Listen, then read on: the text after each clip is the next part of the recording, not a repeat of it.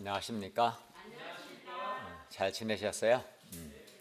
우리가 코로나 때문에 서로 이렇게 흩어져서 예배를 드리고 있지만 편재하신 성령께서 우리와 함께 하시고 은혜 주시기를 기도합니다. 오늘 말씀 제목은 가장 작은 그가 큰 자니라입니다. 요절 48절을 읽겠습니다. 시작.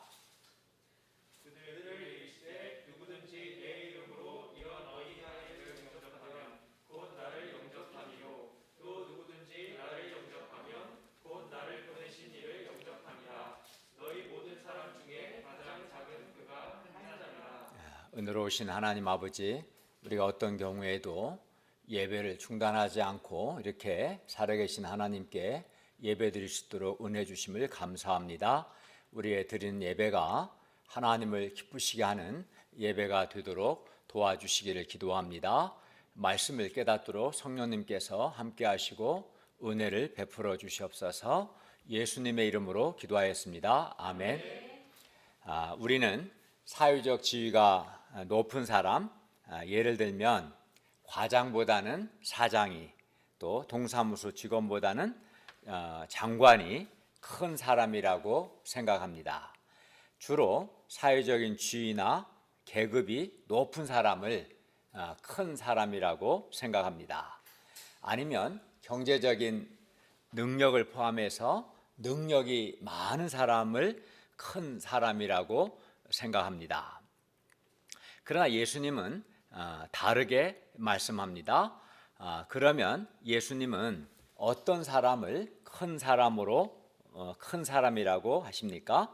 우리가 예수님께서 인정하시는 큰 자가 될 수 있기를 기도합니다. 제1장 믿음이 없고 패역할 때 무능합니다. 너무 이렇게 가까이 온 것 같은데 조금씩 뒤로 해보세요. 의자를. 잘 몇 명 안 되니까 여유가 있으니까. 전체적으로 조금씩. 다음부터 배치할 때는 그렇게 하면 좋겠어요. 37절부터 40절 보십시오. 이튿날 예수님께서 산에서 내려오시니 큰 무리가 예수님을 맞이했습니다. 무리 중에 한 사람이 소리질러 말합니다. 선생님, 청컨대 내 아들을 돌보아 주옵소서. 이는 내 외아들입니다. 귀신이 그를 잡아 갑자기 부르짖게 하고 경련을 일으켜 거품을 흘리게 하며 몹시 상하게 하고야 겨우 떠나갑니다. 당신의 제자들에게 내쫓아 주기를 구했으나 그들이 능히 못했습니다. 외아들의 그러한 처참한 모습, 귀신에 잡혀서 경련을 일으키고 입에 거품을 흘리고 또 귀신이 몹시 상하게 하는 이러한 처참한 모습을 보아야 하는 그 아버지의 마음이 얼마나 고통스러웠겠습니까? 그런데 산 아래에 있었던 예수님의 9 제자들은 그 아이를 능히 낫게 하지 못했습니다. 제자들은 영적으로 무능했습니다. 제자들은 전에는 예수님의 이름으로 귀신을 쫓아내고 병든 자를 고칠 수 있었습니다. 얼마 전까지만 해도 제자들은 능히 예수님의 이름으로 귀신을 쫓아냈습니다. 그러나 지금은 귀신을 능히 내쫓지 못했습니다. 그 이유가 무엇일까요? 제자들이 과거에는 예수님의 이름으로 귀신을 내쫓을 수 있었는데 왜 이렇게 무능하게 된 것입니까? 예수님은 그 이유를, 제자들이 영적으로 무능하게 된 이유를 다음과 같이 말씀합니다. 41절을 보십시오. 믿음이 없고 패역한 세대여, 내가 얼마나 너희와 함께 있으며 너희에게 참으리요. 네 아들을 이리로 데리고 오라. 예수님께서 보시기에 제자들이 귀신을 능히 내쫓아 주지 못한 이유는 제자들이 믿음이 없고 패역했기 때문입니다. 여기서 패역하다는 것은 하나님께 대한 자세가 바르지 않고 비뚤어져 있다, 잘못되었다라는 뜻입니다. 예수님은 제자들을 포함해서 그 세대를 가리켜서 뭐라고 했어요? 믿음이 없고 패역하다라고 이렇게 책망하셨습니다. 예수님이 보실 때 그 세대 사람들은 믿음도 없었고 하나님께 대한 자세 또한 패역, 즉 잘못되어 있었습니다. 제자들도 또 그 아이의 아버지도 그 세대의 종교 지도자들도 믿음이 없고 패역하기는 마찬가지였습니다. 여기서 믿음이 없다는 것은 예수님과 하나님께 대한 믿음이 없다는 것을 의미하고, 패역하다는 것은 하나님께 대한 자세가 삐뚤어져 있다, 잘못되었다는 것을 의미합니다. 그리고 이렇게 제자들이나 그 세대 사람들이나 아이 아버지나 믿음이 없고 자세가 삐뚤어져 있었기 때문에 영적으로 무능하다고 말씀합니다. 그 세대 사람들은 예수님께서 하나님의 그리스도이심을 믿으려고 하지 않았습니다. 이 점에서 믿음이 없었습니다. 반면 제자들은 예수님이 그 하나님의 그리스도이심을 믿기는 했지만 예수님께서 고난을 받으시고 죽임을 당하시고 제3일에 살아나야 한다는 말씀은 받아들이지 않았습니다. 이 점에서 제자들은 삐뚤어져 있었습니다. 제자들은 또 자기를 부인하고 날마다 제 십자가를 지고 나를 따르라는 예수님의 말씀을 들으려고 하지 않았습니다. 왜냐하면 영광은 받고 싶지만 고난은 받고 싶지 않았기 때문이었습니다. 그리하여 그 결과 이렇게 믿음이 없거나 또는 하나님의 말씀을 듣지 않는 패역한 자세 때문에 그들은 영적으로 무능하게 된 것입니다. 그런데 오늘날 우리 세대도 믿음이 없고 패역한 사람들이 많습니다. 예수님을 하나님의 그리스도로 믿지 않는다는 점에서 믿음이 없고, 또 예수님의 말씀을 듣고 순종하지 않는다는 점에서 패역한 사람들이 많습니다. 즉 하나님과 예수님께 대한 자세가 잘못된 사람들이 많지요. 하나님의 말씀을 들으려고 하기보다는 자기 생각을 주장하고 고집합니다. 하나님은 이런 사람을 패역하다고 보십니다. 자기를 부인하고 날마다 자기 십자가를 지고 예수님을 따르는 것을 사람들은 부담스러워하고 싫어합니다. 그 결과 더욱 믿음이 없게 되고 패역한 삐뚤어진 세대가 됩니다. 이런 사람들에게 왜 그렇게 믿으려고 하지 않냐, 왜 이렇게 안 믿냐 라고 물으면 그들은 뭐라고 합니까? 믿기 싫으니까요. 믿고 안 믿고는 내 맘 아니에요? 라고 말합니다. 맞죠? 믿고 안 믿고는 그 사람의 개인적인 자유가 맞습니다. 그러나 알아야 할 것은 사람이 믿음이 없고 하나님께 대한 자세가 패역할 때, 잘못될 때 영적으로 무능하다는 것입니다. 그걸 알아야 돼요. 왜 그렇습니까? 왜냐하면 영적인 능력을, 귀신을 내쫓거나 어둠을 몰아내거나 이러한 영적인 능력은 하나님께 대한 믿음과 하나님께 대한 바른 자세에서 나오기 때문입니다. 그리하여 믿음이 없고 패역할 때 귀신을 내쫓지 못합니다. 영적으로 무능하게 된 거죠.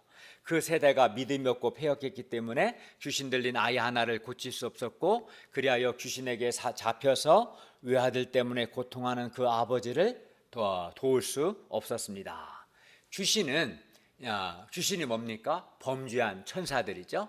그래서 이 범죄한 천사들을 귀신이라고도 부르고 악한 영이라고도 우리가 부르는데, 제자들은 귀신, 즉 악한 영이 악한 짓을 하는 것을 보고도 악한 짓을 하죠. 아이를 사로잡아서 경련을 일으키게 하고 입에서 거품이 나게 하고 그 아이를 상하게 하니까 귀신은 악한 짓을 합니다. 그런데 이렇게 악한 짓을 하는데도 불구하고 귀신을 쫓아내지 못했습니다. 왜 그랬습니까? 귀신이 악한 짓을 하는 것을 보고도 제자들에게 또 아버지에게 믿음이 없고 패역했기 때문에 영적으로 무능했고, 그 결과 귀신을 쫓아내지 못한 것입니다. 40절 하반절에 그들이 능히 못하더이다. 이 말씀은 믿음이 없고 하나님의 말씀을 듣지 않는 패역한 세대의 무능함을 한마디로 말해주는 겁니다. 그러니까 예수님을 믿고 안 믿고는 그 본인의 자유일 수 있겠죠. 또 하나님의 말씀을 듣지 않는 것 역시 그 본인의 자유일 수는 있겠습니다. 그러나 이렇게 믿음이 없고 패역하면 문제는 영적으로 무능할 수밖에 없다는 것을 알아야 합니다. 42절을 보십시오. 귀신 들린 아이가 예수님께 올 때 귀신이 그 아이를 거꾸로 때리고 심한 경련을 일으키게 했습니다. 그러나 예수님께서 귀신을 꾸짖으셨고 그 아이를 낫게 하셨습니다. 그리고 그 아이를 그 아버지에게 도로 주셨습니다. 예수님은 귀신에게 잡혀서 고통하는 그 아이를 고치셔서 그 아이의 아버지의 고통을 없애주신 겁니다. 이렇게 해서 예수님은 그 아이도 구원하시고 그 아이의 아버지도 구원하신 거죠. 그 모든 것을 보고서 사람들은 뭐라고 합니까? 다 하나님의 위엄에 놀랐다고 했습니다. 왜냐하면 이렇게 귀신이 쫓겨난 것은 살아계신 하나님의 역사이기 때문입니다. 사람들이 다 예수님께서 행하시는 모든 일에 놀랐는데 그때 예수님께서 제자들에게 또 말씀합니다. 44절을 한번 같이 읽어볼까요? 시작.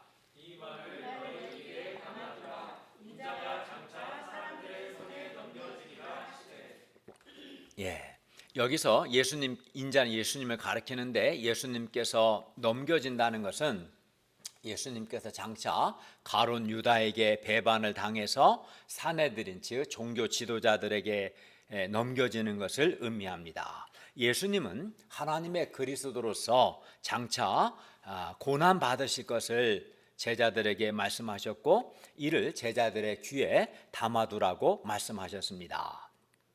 그러나 제자들은 예수님의 말씀을 깨닫지도 못하고 묻기도 두려워했습니다. 왜냐하면 예수님께서 고난당하고 또 자기들이 고난받는 것을 원치 않았기 때문이었을 겁니다. 그런데 오늘날도 악한 영, 귀신은 범죄한 천사죠. 귀신은 이 악한 영 귀신은 오늘날에도 사람들 가운데서 여전히 강하게 역사하고 있습니다. 악한 영은 지금도 사람들의 마음에 시기심과 미움과 열등감, 교만, 다툼, 분노, 악한 정욕 등을 심어서 사람들의 내면을 파괴합니다. 악한 영은 또 사람들에게 물질주의와 쾌락주의의 사상을 심어서 사람들을 물질적이고 육신적인 사람들로 만들어가고 있습니다. 그리하여 많은 사람들이 이 악한 영의 충동을 받아서 하나님보다 돈과 쾌락을 더 사랑하고 하나님의 거룩한 형상을 잃어버리고 육신적이 되어가고 있습니다. 사람들은 자기도 이 어찌할 수 없는 이 악한 영의 강한 세력에 지배받고 있습니다.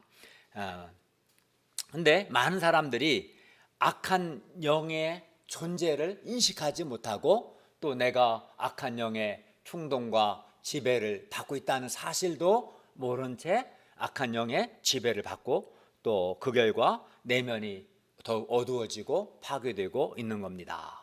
그러나 악한 영을 이제 내쫓게 되면 그 사람은 회복의 역사가 일어나고 그 사람은 온전하게 될 겁니다. 그리하여 악한 영을 내쫓기만 하면 정상적인 삶도 회복하고 하나님과의 관계도 회복하고 인간관계도 회복합니다. 뿐만 아니라 악한 영을 내쫓아주면 마음의 자존감도 회복하고 내적인 평화도 거룩한 소원도 순결함도 의로움도 사랑도 회복하게 됩니다. 그런데 이러한 회복하기를 원하죠. 그런데 문제는 이러한 회복을 위해서는 우리에게 믿음이 있어야 하고 하나님께 대한 우리 자세가 폐역하면 안 돼요. 삐뚤어져서는 안 됩니다. 하나님께 대한 바른 자세를 가져야 합니다. 예수님을 믿지 않는 사람들을 보면 한결같이 영적으로 무능합니다. 악한 영의 지배를 받습니다. 영적인 능력이 없습니다. 반면 우리가 하나님을 믿고 하나님께 대한 바른 자세를 가질 때 우리는 능히 귀신을 쫓아내며 영적으로 능력 있는 삶을 살 수 있습니다. 거룩한 소원을 회복하고 밝은 삶을 살 수 있죠. 그러면 우리가 중요한 것은 믿음이 있고 하나님께 대한 자세가 바르게 돼야 하는데 어떻게 믿음과 하나님께 대한 바른 자세를 우리가 어떻게 가질 수 있을까요? 우리가 예수님의 말씀을 들을 때 거스르거나 반발하지 않고 예수님의 말씀을 받아들여야 합니다. 즉 예수님의 말씀을 믿고 순종할 때 우리는 믿음을 갖게 되고 하나님께 대한 자세도 바르게 됩니다. 그리고 그 결과 우리는 영적으로 능력 있는 사람이 됩니다. 제자들이 만약 예수님이 하나님의 그리스도이시며 예수님께서 죽으시고 제3일에 살아나야 한다는 말씀을 믿었다면, 받아들였다면 그들은 죽은 자를 살리시는 전능하신 하나님을 믿을 수 있었을 것이고 부활의 예수님 또한 믿을 수 있었을 겁니다. 그리고 전능하신 하나님을 의지하여 제자들은 능히 귀신을 내쫓을 수 있었을 겁니다. 이렇게 우리가 말씀을 믿고 순종하고자 할 때 우리는 전능하신 하나님을 믿을 수 있고 하나님을 의지해서 능력 있는 삶을 살 수 있습니다. 실제로 우리는 로마서 4장 17절 말씀, 그가 믿은 바 하나님은 죽은 자를 살리시며 없는 것을 있는 것으로 부르시는 이시니라, 이 말씀을 믿고 우리가 순종했을 때 우리는 전능하신 하나님을, 죽은 자를 살리시는 전능하신 하나님을 믿을 수 있었고 또 우리가 전능하신 하나님을 의지해서 우리는 능력 있는 삶을 살 수 있었습니다. 여러 어려움에도 불구하고 우리는 믿음으로 새 역사를 창조할 수 있었습니다. 오늘 아침에 제가 새벽에 기도하는데 브라질 안여우사 선교사님이 저에게 한 6시 조금 넘어서 카톡을 보냈어요. 내용은 제가 리더 카톡에도 공유했는데 우리 3년 전에 브라질 최대 대학인 상파울루 대학에서 한국어 강의할 수 있도록 우리에게 기도 부탁을 했고 우리가 기도했는데 그 기도가 이제 응답된 거예요. 지난주에 상파울루 대학교의 한국어과 교수로부터 다음 주부터 세계의 강의를, 한국어 강의를 해달라는 연락을 받았다 합니다. 이분도 이제 잊고 있었는데 이번에 이사하게 됐는데 이사하면서 짐 정리하다가 보니까 3년 전에 우리 교회를 방문하고 기도 부탁을 했던 것들을 기억하게 되었고 하나님께서 그 기도에 응답하셨다라는 것을 깨닫고 감사하다고 기도해 주셔서 그런 내용을 보냈어요. 저도 그 이야기를 들으면서 그 기도의 응답의 때는 다를 수 있겠지만 하나님이 우리의 기도를 들으시고 응답하시는구나. 그렇기 때문에 낭망하지 않고 계속해서 기도해야 한다 하는 것을 배울 수 있었습니다. 이렇게 우리가 하나님을 믿고 하나님께 대한 바른 자세를 가질 때 우리는 능력 있는 삶을 살 수 있습니다. 우리가 전능하신 하나님을 믿었을 때 적어도 전능하신 하나님을 믿는 사람은 적어도 최소한 마음이 어두워지지는 않습니다. 하나님을 믿는 사람은 어두운 생각, 한계적인 생각을 하지 않습니다. 그러므로 우리가 예수님의 말씀을 믿고 순종함으로 우리가 먼저 믿음의 사람이 되고 하나님께 대한 바른 자세를 가짐으로 영적으로 능력 있는 사람이 되고 능력 있는 삶을 살 수 있기를 기도합니다. 제2장 예수님의 이름으로 어린아이를 영접하는 자가 큰 자입니다. 46절에서 50절 말씀입니다. 46절을 보십시오. 제자 중에서 누가 크냐 하는 변론이 있었습니다. 다툼이 일어났습니다. 예수님은 장차 사람들의 손에 넘겨져서 고난을 받으시고 십자가에서 죽으실 것을 제자들에게 말씀하셨지만 제자들은 그들 가운데서 누가 큰 자인가, 그들 중에 누가 가장 크냐에 대해서 관심이 많았고 서로 자기가 더 크다고 다투고 있었습니다.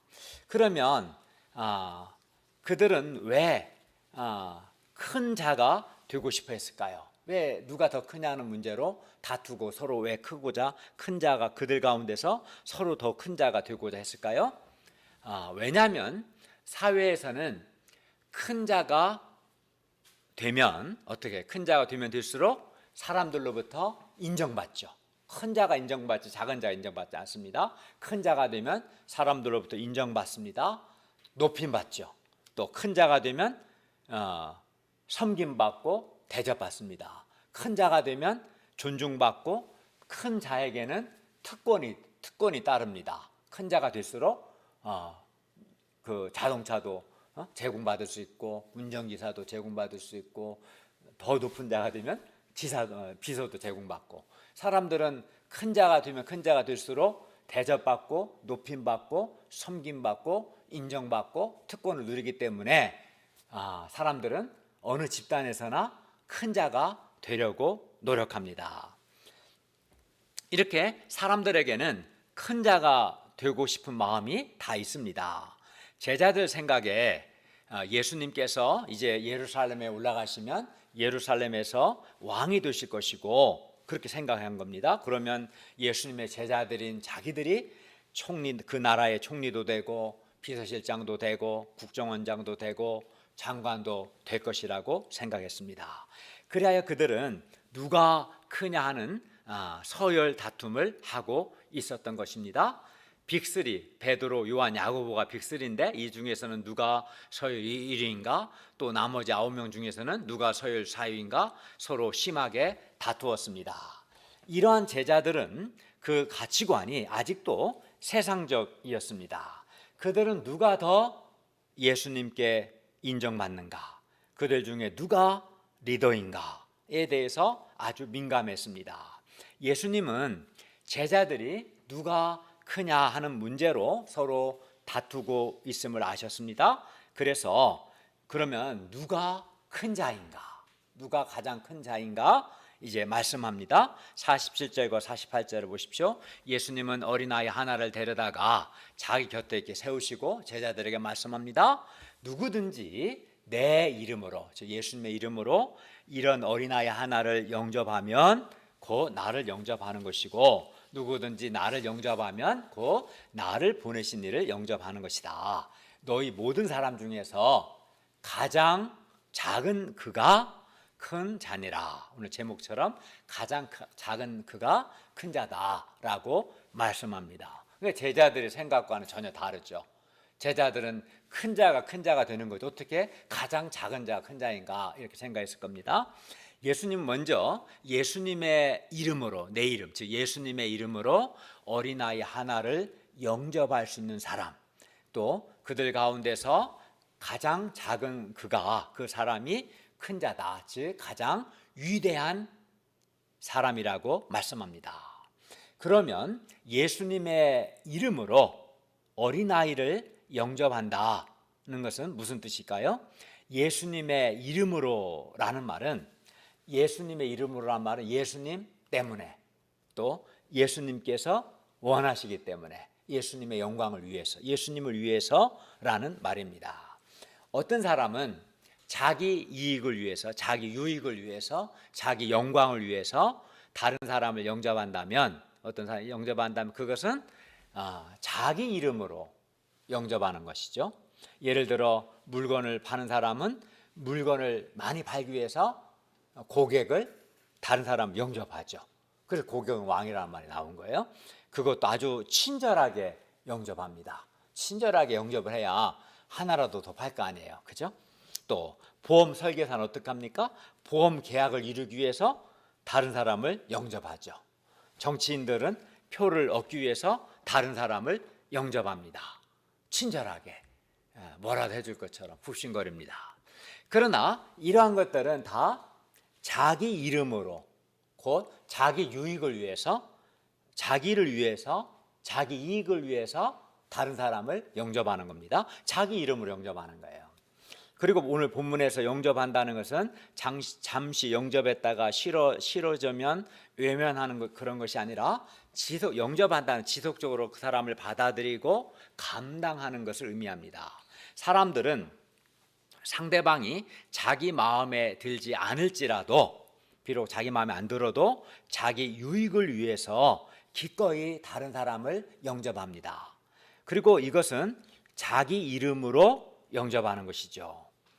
그러나 예수님은 이렇게 자기 유익을 위해서 자기 이름으로 영접하는 것이 아니라 예수님의 이름으로, 즉 예수님을 위해서, 예수님 때문에, 예수님께서 원하시기 때문에 어린아이와 같은 사람을 영접하는 자가 큰 자라고 말씀합니다. 자기 이름이 아니라 예수님의 이름으로 영접하는 자가 큰 자다라고 말씀합니다. 곧 예수님께서 원하시기 때문에, 내가 예수님의 제자이기 때문에 예수님의 영광을 위해서 어린아이와 같은 사람을 영접하는 사람이 큰 자라고 말씀합니다. 그리하여 예수님의 이름으로 영접하는 것은 나의 이익이나 나의 유익과는 관계없이 예수님 때문에 다른 사람을 영접하는 것을 의미합니다. 어떤 경우에는 나에게 손해가 되고 또 내가 상대방을 별로 영접하고 싶지 않은 사람일지라도 예수님이 원하시니까 예수님 때문에 예수님의 마음으로 상대방을 영접하는 것, 다른 사람 영접하는 것이 바로 예수님의 이름으로 영접하는 것이죠. 상대방에 대한 내 마음이 어떠하든, 예를 들어 내가 상대방을 좋아하든 별로 좋아하지 않든, 비록 상대방이 내 마음에 들지 않을지라도 예수님 때문에 예수님의 마음으로 그 사람을 영접하는 것, 이것이 예수님의 이름으로 다른 사람을 영접하는 것입니다. 또 나로서는 상대방이 정말 부담스럽고 그를 영접하는 것이 몹시 힘들어요. 그럴지라도 예수님 때문에 그 사람을 영접하는 것, 즉 영접한다는 그 사람의 연약함과 허물을 감당해 주는 것, 또 그를 섬기는 것, 이것이 예수님의 이름으로 영접하는 겁니다. 영접한다는 것은 상대방을 연약함과 허물을 감당해 주고 상대방을 섬기는 겁니다. 상대방에게 친절을 베푸는 것이고 상대방을 환영하는 겁니다. 그리고 이렇게 예수님의 이름으로 이런 어린아이를 영접하는 사람이 큰 자다, 위대한 사람이라고 예수님은 말씀합니다.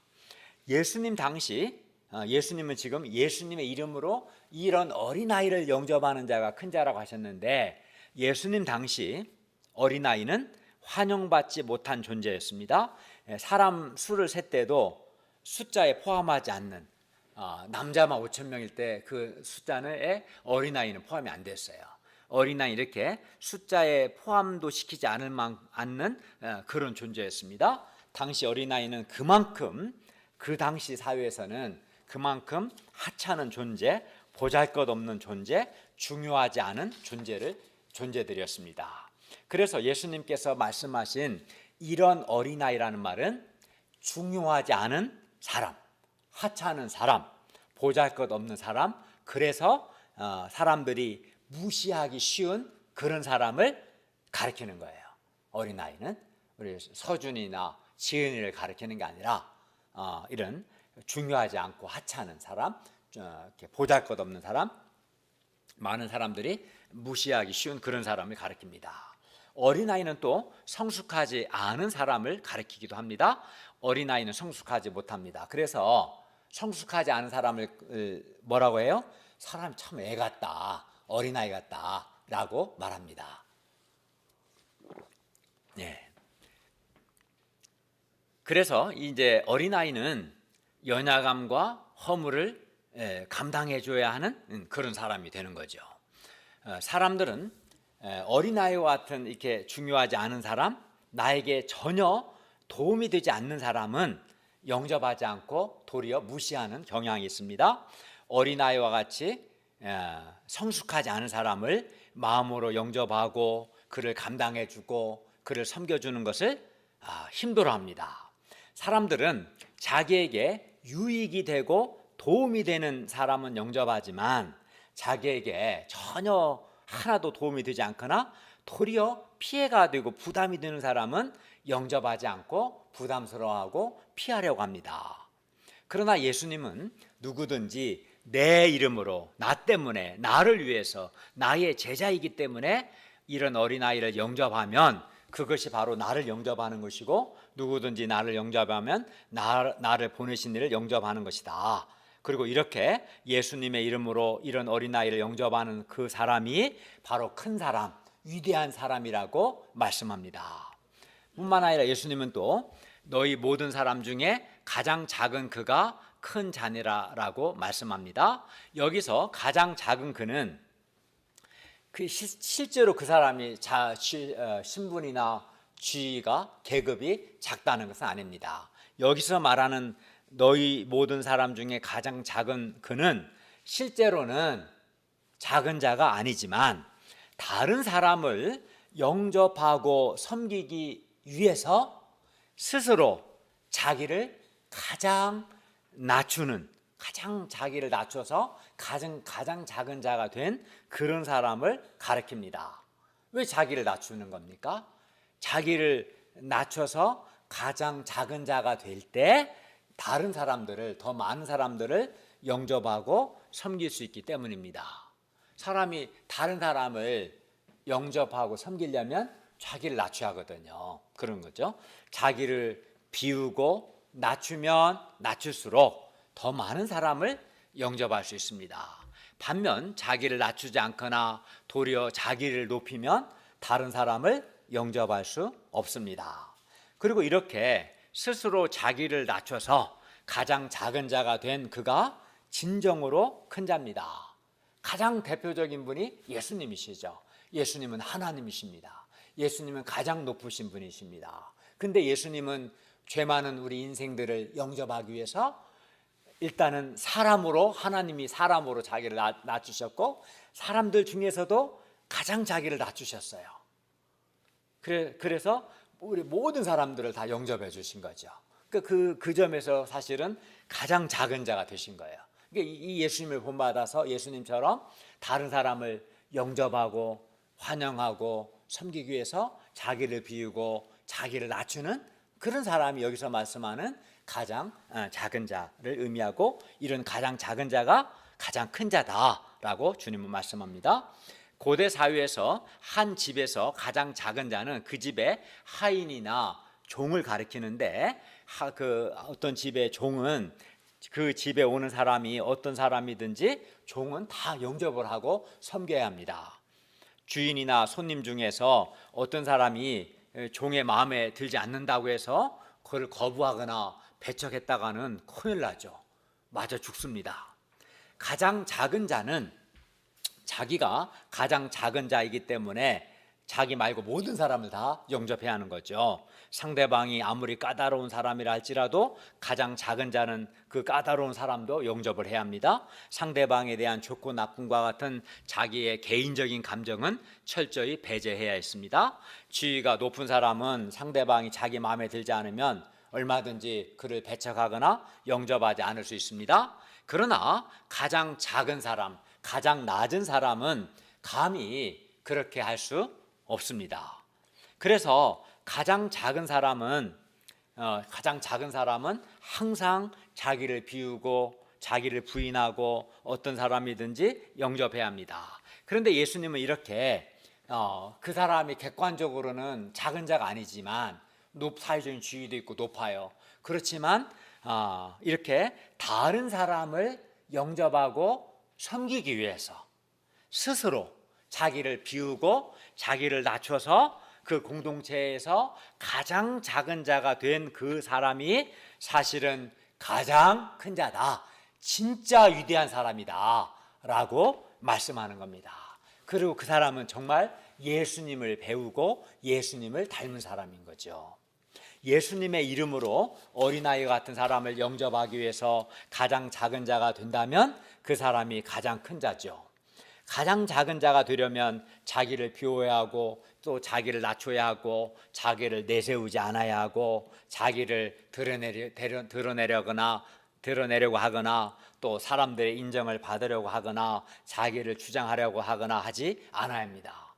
자기를 작은 자가 된다는 것은 나보다는 다른 사람을 세우고 인정해야 합니다. 그래서 가장 작은 사람은 결국 자기를 부인하고 자기를 비우고 자기를 낮추는 가장 겸손한 사람이고 가장 위대한 내면을 가진 사람이고 예수님을 정말 배우고 닮은 사람이라고 말할 수 있을 겁니다. 그리고 자기를 부인하고 자기를 낮추는 사람만이 다른 사람을 받아들일 수 있습니다. 스스로 자기를 낮춤으로 가장 작은 자가 된 사람만이 어린아이와 같이 중요하지 않고 보잘것없는 사람이라도 또 사람들에 의해서 무시받기 쉬운 사람이라도 성숙하지 않은 사람까지도 얼마든지 영접할 수 있는 것이죠. 자기를 부인하고 자기를 낮추면 영접하기 싫은 사람도 얼마든지 영접할 수 있습니다. 그런 점에서 내 이름이 아닌 예수님의 이름을 위해서 나는 영접하고 싶지 않을지라도 예수님께서 원하시기 때문에, 내가 예수님의 제자이기 때문에 이렇게 자기를 비우고 낮추고 부인하는, 그래서 작은 자가 되는 이런 사람은 어떤 사람도 다 품고 받아들일 수 있을 겁니다. 그리고 그런 사람이 가장 큰 자, 진짜 큰 자입니다. 자기의 지위나 위치가 가장 작은 자이기 때문에 어쩔 수 없이 다른 사람을 영접한다면 그를 큰 자라고 할 수는 없을 겁니다. 그럼 마땅히 그 사람 사회적 지위가 낮으니까 마땅히 해야 할 일을 하는 것일 뿐이죠. 그러나 비록 자기는 지위나 계급이나 사회적인 면에서 비록 작은 자가 아니지만 그럼에도 불구하고 스스로 자기를 부인하고 자기를 비우고 자기를 낮춰서 다른 사람을 영접하고자 한다면, 영접하기 위해서 투쟁한다면, 왜? 예수님의 이름으로, 예수님께서 원하시니까 그렇게 한다면 바로 그런 사람이야말로 작은 자 같지만 실상은 가장 큰 자요 위대한 자입니다.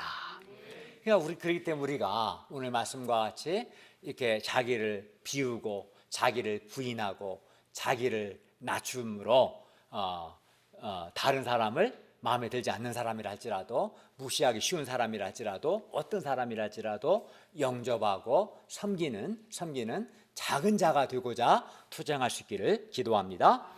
예수님은 근본 하나님의 본체시나 하나님과 동등됨을 취할 것으로 여기지 아니하시고 오히려 자기를 비워 종의 형체를 가져 사람들과 같이 되었습니다. 하나님이신 예수님이 사람들과 같이 된 것 자체가 자기를 비우신 것이고 자기를 낮추신 겁니다. 그런데 예수님은 자기를 낮추셔서 가장 작고 낮은 자가 되어 어떤 사람이든지 다 영접해 주셨습니다. 당시 사람들에게 배척받고 무시받는 세리들, 창기들까지도 예수님은 영접해 주셨습니다. 그렇기 때문에 예수님은 가장 큰 자, 가장 위대한 분이십니다. 예수님은 가장 높으신 분이시지만 어린아이와 같은 자까지도 영접하기 위해서 가장 작은 자가 되신 것입니다. 우리가 이렇게 내가 속한 공동체, 교회 공동체이든 직장이든 가정이든 어디에서든지 큰 자가 되려고 투쟁하지 않고 예수님의 이름으로 어린아이 같은 사람이라도 영접할 수 있는, 자기를 비우고 낮추는 작은 자가 되고자 투쟁함으로 어떤 사람이라도 마음으로부터 영접하고 그의 연약함과 허물을 감당하고 섬기는 작은 자가 되어서 진정으로 큰 자들이 될 수 있기를 바랍니다. 49절을 다 같이 읽겠습니다. 49절 시작.